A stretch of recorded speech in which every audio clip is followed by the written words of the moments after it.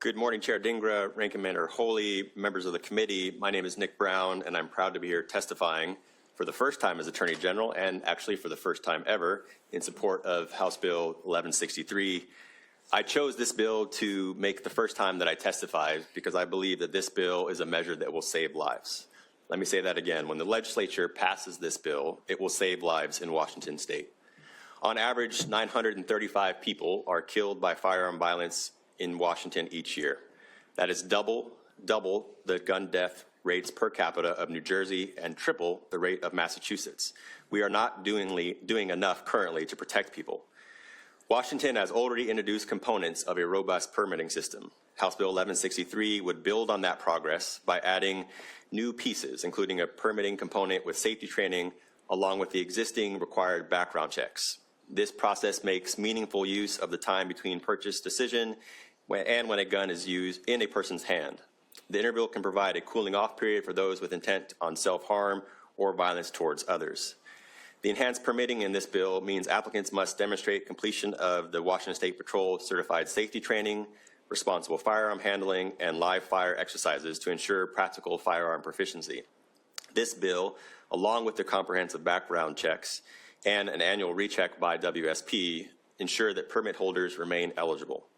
Without these measures, we won't have all the tools that we need to ensure that prohibited persons don't get firearms and that buyers aren't doing so in violation of federal or state law. A number of states have adopted similar shall issue permit to purchase regimes, and these have been consistently upheld under the Second Amendment following the Bruin decision.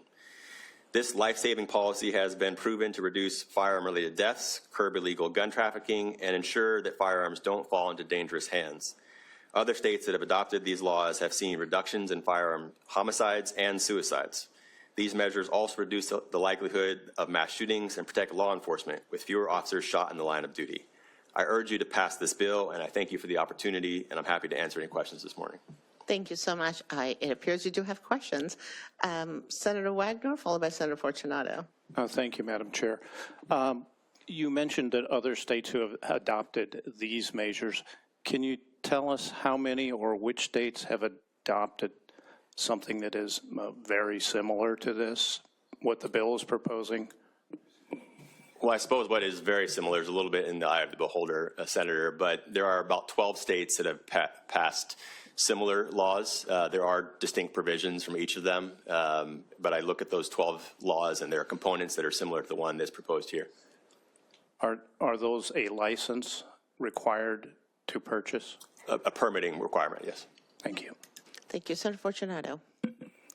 Thank you, Madam Chair. So, you know, you're mentioning the number of crimes that are committed or homicides in Washington. And my question comes in is, currently we have we heard staff say there's over 700,000 concealed carry permit holders. How many crimes have been committed by legal gun owners in Washington? Because that's who this bill is targeting. It's not targeting criminals or people that are intent on doing harm. So by making it more restrictive for legal gun owners to purchase a firearm, how do you think that that is going to reduce these firearm-related incidents?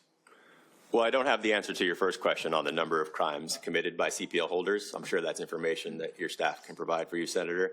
What I think that the added benefit of this particular program is combining all of our existing systems with new requirements and annual rechecks by WSP to make sure that people who are lawfully authorized to have firearms continue to remain in good standing. But we already have that with an instant check. We already have that with concealed carry permit background checks. So we already have those things that prohibit people that are not currently able to purchase a firearm, dishonorably discharged, military, other people that have felonies, et cetera, if they're in the NICS instant background check. So we already have those provisions currently. And what this does is create this additional training requirement, et cetera, which in your interpretation, do you consider that an impairment to being able to purchase a firearm? I consider a requirement to purchase a firearm like many other requirements. And I think, looking at the Supreme Court's decision in Bruin and some of the law or the language that was used in that decision, including in the dicta and the concurrence by Justice Kavanaugh, that was joined by Justice Roberts, that, in my view, suggests that shallow issue systems like this are presumed constitutional as long as there are clear directives for the licensing officials in those bills. And I think that this bill would continue to be sustained for those reasons.